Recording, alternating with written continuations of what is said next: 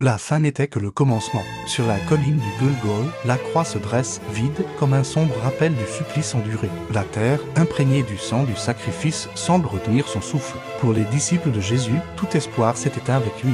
Réfugiés dans une pièce faiblement éclairée de Jérusalem, ils ne sont plus que l'ombre d'eux-mêmes. Le silence est pesant, seulement troublé par des murmures craintifs et le bruit des larmes silencieuses. Sur leurs visages se lit un mélange de peur, de confusion et d'un chagrin immense. Celui qu'ils appelaient maître, celui en qui ils avaient placé toute leur foi, était mort. Leur monde s'était effondré, les laissant seuls, traqués et sans but. La flamme de leur espérance vacillait, sur le point de s'éteindre dans l'obscurité de leur désespoir. À l'aube du troisième jour, alors que la ville dort encore, une femme marche courageusement vers le sépulcre. Marie-Madeleine, le cœur lourd, vient accomplir les derniers rites funéraires. Mais en arrivant, une vision la saisit d'effroi et l'énorme pierre qui scellait le tombeau a été roulée. Le caveau est ouvert et à l'intérieur, il est vide. Saisie d'une angoisse nouvelle, elle se demande où l'on a pu emmener le corps de son Seigneur. C'est alors que deux figures vêtues de blanc lui apparaissent.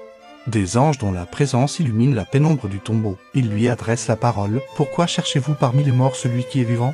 Il n'est point ici, il est ressuscité. » Le choc laisse place à une joie sidérante. Sans plus attendre, elle court, le souffle court, pour porter l'incroyable nouvelle aux disciples. À son récit, l'incrédulité se mêle à une lueur d'espoir. Pierre et Jean, poussés par une urgence irrésistible, s'élancent dans une course effrénée vers le tombeau pour voir de leur propre yeux. Restée près du tombeau, Marie-Madeleine pleure quand une voix l'interpelle. C'est Jésus, mais elle ne le reconnaît pas tout de suite, le prenant pour le jardinier. Il suffit qu'il prononce son nom, Marie, pour que ses yeux s'ouvrent et qu'elle comprenne.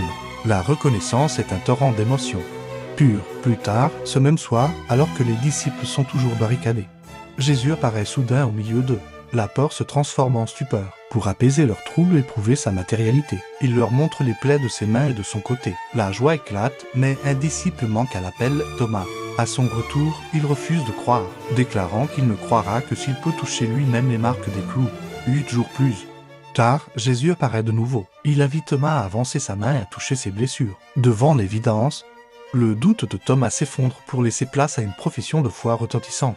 Mon Seigneur et mon Dieu. D'autres apparitions suivront, comme celle, paisible et fraternelle, sur les rives du lac de Galilée, où il partage un repas avec ses disciples. Le temps des apparitions touche à sa fin. Sur le mont des Oliviers, Jésus rassemble une dernière fois ceux qu'il a choisis. Le moment est solennel. Il leur confie une mission qui transcendra les siècles et les frontières. La grande mission, allez, faites de toutes les nations des disciples. Ce ne sont plus les hommes craintifs et brisés d'il y a 40 jours. Leurs visages sont désormais empreints d'une nouvelle force, d'une détermination inébranlable. Sous leurs yeux, Jésus s'élève lentement, disparaissant dans une nuée lumineuse. Ils ne regardent plus vers le bas avec des espoirs, mais vers le ciel avec une promesse. Leur regard, autrefois perdu dans la peur, est maintenant tourné vers l'avenir. C'est de ce petit groupe d'hommes et de femmes, transformés par la résurrection, que naîtra un mouvement qui changera le cours de l'histoire, portant un message d'espérance jusqu'aux extrémités de la terre.